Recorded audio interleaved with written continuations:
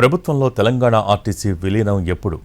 RTC JAC నేతలతో చర్చల సమయంలో విలీన ప్రక్రియను వేగవంతం చేస్తామని ప్రభుత్వం హామీ ఇచ్చింది. అయితే స్పష్టమైన టైమ్లైన్ లేకపోవడం ఉద్యోగుల్లో ఆందోళన పెంచుతోంది.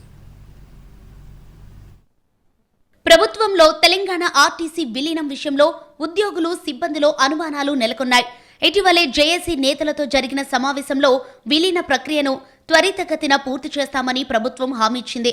అయితే ఎప్పటిలోపు ఏ విధంగా విలీనం చేస్తుందనే విషయాల్లో స్పష్టత ఇవ్వలేదు. దీంతో ఆర్టీసీ కార్మిక సంఘాలు జూన్ 2న అధికారిక ప్రకటన చేయాలని ప్రభుత్వాన్ని డిమాండ్ చేస్తున్నాయి. రేపు 2వ తారీఖు నాడు ఈ విలీనానికి సంబంధించి అపాయింటెడ్ డేట్ ప్రకటించడానికే మే 31వ తారీఖు నాడు విలీనం అపాయింటెడ్ ప్రకటించడానికి ప్రభుత్వం గుర్తించాలని చెప్పేసి మా యొక్క కార్మికుల యొక్క కోరికను తెలియజేయడానికి అది డిమాండ్ డేగానే ఎర్ర బ్యాడ్జీలు ధరించి విధులకు నిర్వహించడానికి జేఏసీ పిలుపునిస్తున్నది. కాబట్టి ఉద్యోగుల డిమాండ్ అలా ఉంటే ప్రభుత్వం నుంచి వస్తున్న సంకేతాలు మాత్రం మరోలా ఉన్నాయి. ముందుగా ఆర్టీసీలో ఎన్నికలు నిర్వహించి తర్వాత గెలిచిన ప్రతినిధులతో కమిటీ ఏర్పాటు చేసి ఆ కమిటీ ఇచ్చే నివేదిక ఆధారంగా విలీనంపై ముందుకు వెళ్లాలని ప్రభుత్వం ఆలోచిస్తోంది. అంటే విలీన ప్రక్రియ వెంటనే పూర్తయ్యే అవకాశాలు కనిపించటం లేదు.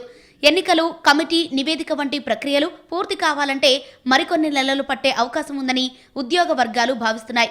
ఇప్పటికే ఆర్టీసీ ఉద్యోగుల్లో ఫిట్మెంట్ అంశం ఆందోళనకు కారణమవుతోంది.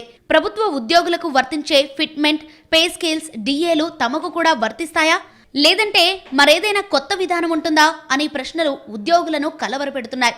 ప్రస్తుతం ఆర్టీసీ ఆర్థిక పరిస్థితి కూడా పెద్ద సవాలుగానే ఉంది.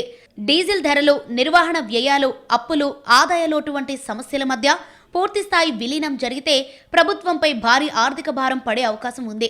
అందుకే ప్రభుత్వం కూడా విలీనంపై ఆచితూచి వ్యవహరిస్తోంది. కార్మిక సంఘాలు మాత్రం విలీనంపై స్పష్టమైన హామీ కోరుతున్నారు.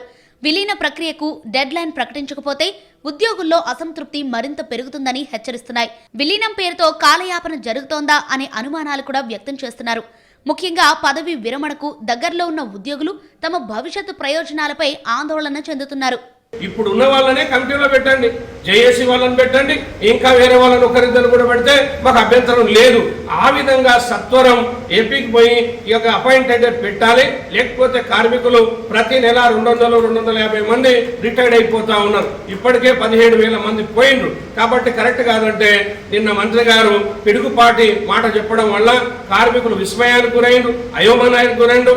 ఆర్టీసీ వర్గాలు మాత్రం విలీన ప్రక్రియ సున్నిత అంశమని చెబుతున్నాయి. ఉద్యోగుల సేవా నిబంధనలు, ఆర్థిక భారం, సంస్థ భవిష్యత్తు నిర్వహణ, ప్రభుత్వ నిధుల వినియోగం లాంటి అనేక అంశాలను పరిశీలించిన తర్వాతే నిర్ణయం తీసుకోవాల్సి ఉంటుందని అభిప్రాయపడుతున్నాయి. ప్రభుత్వం కూడా ఒకేసారి నిర్ణయం తీసుకునే పరిస్థితిలో లేదని, ఉద్యోగుల ప్రయోజనాలు, ఆర్థిక పరిస్థితిని బేరీజు వేసే ప్రయత్నం జరుగుతోందని అధికార వర్గాల సమాచారం. ఇప్పుడు అందరి చూపు జూన్ 2 పైన ఉంది. ఆ రోజు ఆర్టీసీ విలీనంపై ప్రభుత్వం స్పష్టమైన ప్రకటన చేస్తుందా, లేక కమిటీ నివేదికల దిశగా అడుగులు వేస్తుందా అనేది ఆసక్తికరంగా మారింది. జూన్ 2 నాడు స్పష్టత రాకపోతే ఆర్టీసీ సంఘాలు ఆందోళనకు సిద్ధమయ్యే అవకాశం కనిపిస్తోంది.